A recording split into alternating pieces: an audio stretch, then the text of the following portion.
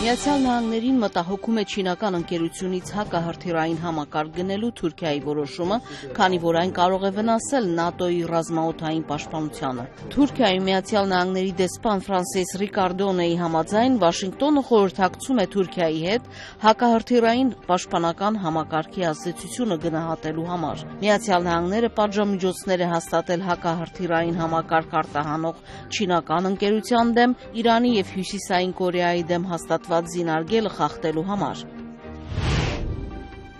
Առողջապահության մատչելի ապահովագրության առցանց գրանցումների ինտերնետային ծրագիրը մշակած ընկերություններից մեկը կոնգրեսի լսումներում հայտարարել է, թե ամեն ինչ կարվի ձախողված գրանցումները վերականգնելու և մինչև դեկտեմբերի 15-ի վերջնաժամկետը բոլորին գրանցելու համար։ Մեկ այլ ընկերություն հայտարարել է, թե նախքան հոկտեմբերի 1-ը Օբամայի վարչակազմին զգուշացրել էր ինտերնետային ցանցի թերությունների մասին։ Առողջապահության նախարարությունն ու Սպիտակ տունը անցյալում տեղեկություններ չէին հրապարակել գրեթե $400 միլիոն արժած առցանց գրանցումների ծրագրի խնդիրների մասին։ Նախագահ Օբամայի վարչակազմը հայտարարել է, թե առցանց դժվարությունները հիմնականում 20 միլիոնի հասնող գրանցվողների մեծ թվի պատճառով է։